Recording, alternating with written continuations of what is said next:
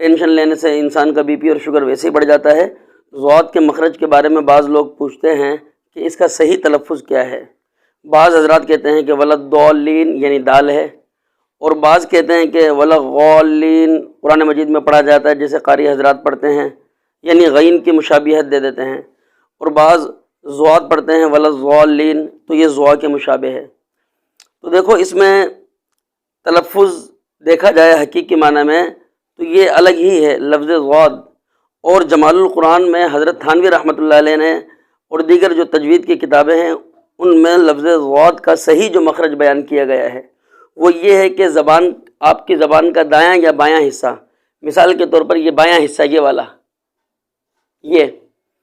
آپ کی داڑھ کے اوپر والے حصے میں یہاں یہ والا حصہ زبان کا،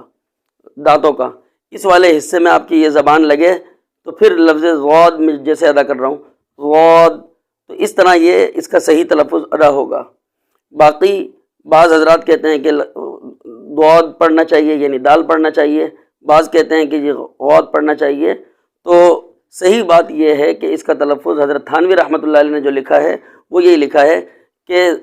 زبان کے دائیں حصے سے بھی ادائیگی ہو سکتی ہے، بائیں حصے سے بھی، لیکن بائیں حصے سے اس کی ادائیگی آسان ہے کہ یہ زبان کا جو ہے بایاں حصہ اوپر دانتوں کے اندر اور داڑھ میں ٹچ ہو کر کے ادا کیا جائے، جیسے میں ادا کر رہا ہوں ولضالین،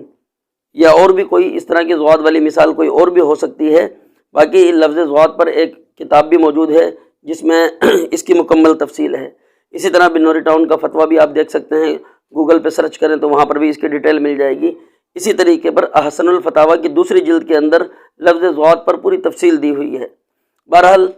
یہ کوئی گمراہی والی بات نہیں ہے۔ بعض اس ٹینشن میں ہوتے ہیں کہ لفظ ضاد ہم نے پڑھ دیا یا غاد پڑھ دیا تو ہم گمراہ ہو جائیں گے، ایسی بات نہیں ہے۔ اللہ تعالیٰ انسان کی نیتوں سے واقف ہے۔ جب انسان صدق کے دل سے سچی نیت کے ساتھ اس لفظ کو ادا کرنے کی جب کوشش کر رہا ہے، قرآن مجید میں پڑھ رہا ہے، اگر تلفظ کی ادائیگی غلط بھی ہو رہی ہے تو میں سمجھتا ہوں کہ اس پر گناہ نہیں ہوگا۔ اللہ رب العالمین چونکہ نیتوں کو جانتے ہیں اور اس پر اس کو اجر ہوگا۔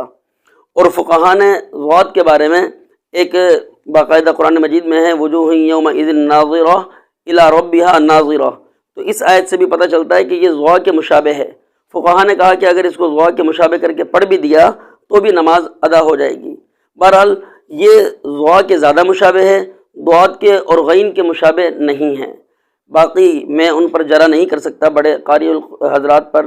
جنہوں نے ضاد پڑھا ہے یا غین پڑھا ہے ان کے پاس بھی دلائل ہوں گے، لیکن میری معلومات اس ناچیز کی معلومات کے مطابق جو حضرت تھانوی رحمۃ اللہ علیہ کی کتاب اور دیگر کتابوں میں جو میں نے دیکھا ہے وہاں پر یہی ملا کہ یہ بالکل الگ الگ لفظ ہے لیکن ضوا کے مشابہ ہے۔ تو زبان کا بایاں حصہ اوپر لگائیں گے ولضالین اس طرح۔ باقی اس لفظ کی وجہ سے بہت زیادہ ٹینشن لے لینا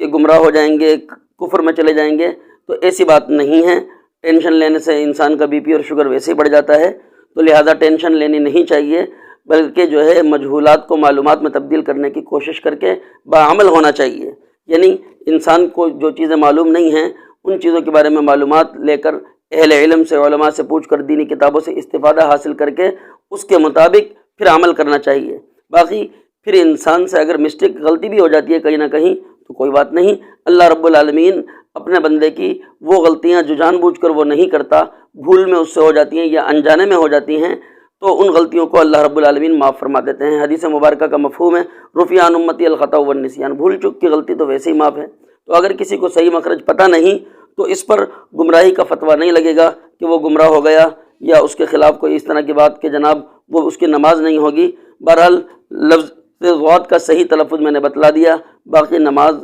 کی معلومات کے بارے میں کہ کون سے لفظ کس ادائیگی سے نماز فاسد ہوگی یہ پھر ایک الگ مسئلہ ہے، لیکن یہ میں نے وضاحت کر دی آپ کے آج کے اس جو ہے مختصر سے پروگرام میں کہ یہ ضوا کے مشابہ ہے اور اس کو ادا کرنا ہے۔ زبان کا دایاں حصہ بھی اوپر جو ہے داڑھ کے ساتھ لگا سکتے ہیں، بایاں حصہ بھی لگا سکتے ہیں، دونوں بھی لگا سکتے ہیں، لیکن حضرت تھانوی رحمۃ اللہ علیہ نے کہا کہ بایاں حصہ لگا کر کے ادا کرنا، اس میں آسانی ہو جائے گی، ضاد اس طرح ادا کر لیں تو ولضالین، یا اسی طرح قرآن مجید میں اور دیگر مقامات پر جتنے مقامات پر آیا ہے وہاں پر اسی طرح ادا کیا جائے گا۔ اللہ رب العالمین سے دعا ہے اللہ تعالی ہمیں سمجھ کی توفیق عطا فرمائے۔ وما علینا الا البلاغ المبین۔